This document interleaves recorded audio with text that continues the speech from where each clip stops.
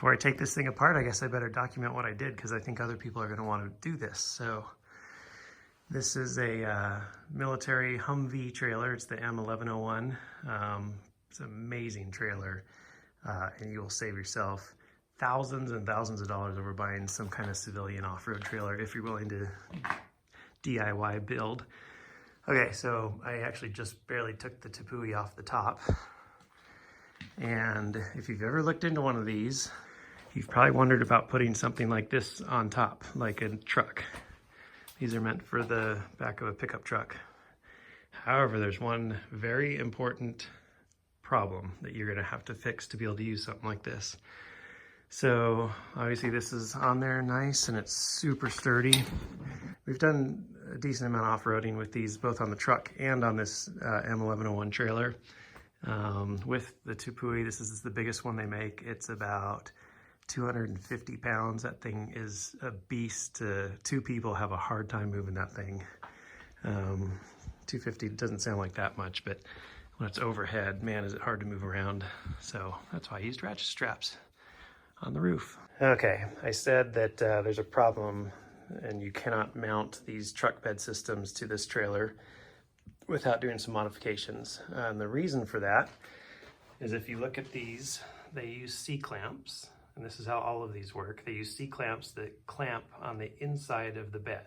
Well, the problem with these trailers is the only place to clamp something is on the outside of the bed right here. You see it's got places you could clamp, but so it's backwards. Okay, so what I did is I went and got this 3-inch angle iron. So it's 3 by 2, I believe. Yep, 3 by 2. And notice I had to cut a notch here because I wanted to bolt it in to the back of the trailer right here. I think there's actually another one here. I could have bolted it twice, but it's bolted 1, 2, 3, 4 times, which I figured was plenty. So what I did, I was explaining that I had to cut a notch out because this is a 2-inch channel that goes down here. So I had to cut that piece of the channel out to make it into a flat piece so that I could bolt it in. By the way, these are all riv nuts that come in these trailers. And they're all around the top. So there's lots of places to bolt into. And so what that gave me is now I have a channel. Let me stick my fingers in here. Now I have a channel that's about 1 inch deep, just like a pickup bed. So it allows me to use these C-clamps that come with the Yakima and the Thule version of this, and clamp it on here just like a truck bed. So that's what you're gonna have to do if you wanna use one of these systems. And these work really good. These Yakima Overload HDs, I think is what it's called, are really heavy duty and have worked pretty good. I've had these slip and move down a couple times with the heavy weight of the tent. I don't know if I just not tightening these enough, or it's just a little too much weight, off-road and vibration. But I have had that happen a couple times and had to push this back up and retighten.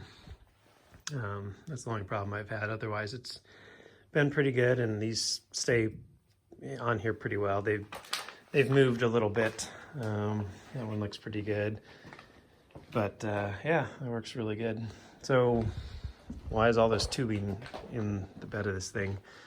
This was always a temporary solution. I am going to remove this. So I bought all this 2-inch tubing. I'm actually going to build another rack system that's all welded. So I'll weld directly onto this. And there'll be 3 of these bars, because one of the problems I have is I need a bar that sits in the back because I have a Batwing awning that needs to mount on the side right here. And those Batwings are really long. They're actually longer than this trailer. This trailer is, I think it's 98 inches or 90 something inches long. The Batwing is almost 100. I think it's 98 inches. So I need another bar that sits back here on the back of the trailer, because when that Batwing opens up, it opens up all the way around to this side, 270 degrees, and you need a bar to attach the back of the awning to it. So with this setup, I can't use the Batwing. Oh, another hack. I cut mountain bike tires and put them on the tops because you can see on the bottom of these Tipui tents, they're metal channel, and it was riding metal on, it came with this small strip here, but it was ruining the strip. So I figured, hey, I got a bunch of spare mountain bike tires, let's put those up there. Worked really good. Before I took it apart, I wanted to show how you can mount these Yakima HDs on here. So once again, you're gonna have to buy some channel, you have to cut it, and you're gonna have to, and then you can bolt it in with enough space to fit these C channels behind. So as long as you have a cutting wheel and some basic tools, not that big of a deal.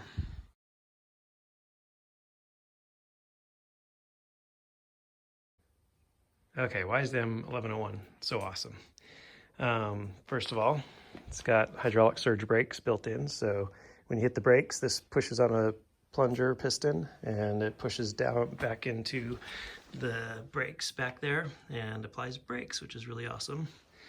These are manual brakes, so when you're parked, the trailer won't move. So if I grab this thing and try and move it, you can see the tires aren't moving. Oops, there goes my tape measure. So the brakes are really handy. You've got a nice jack up here that's heavy duty and can support the front weight. And what's really cool is these things. See the square tube back there? You walk around to the back of the trailer.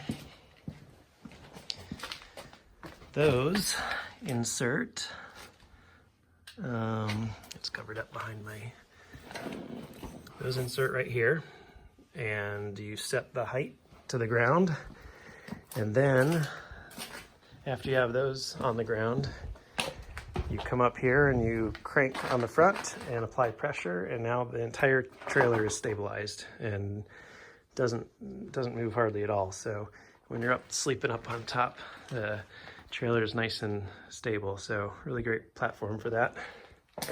Because this is a HUMVEE trailer, those are gigantic 37-inch off-road tires. A bolt pattern on these, if you have a Ford, you're out of luck. If you have a GM or a Ram, like I do, that bolt pattern is the same as a Ram. So you could possibly use the same spare tire for this trailer as you do your truck. Underneath, you've got some pretty heavy-duty suspension. It's actually that axle right there does not move. That's a solid mount. So inside of that, you basically have a torsion bar suspension and these big heavy-duty shocks. One thing I want to say about the suspension on this, it's extremely stiff. This thing's rated for what was it? I think the gross weight rating, right here.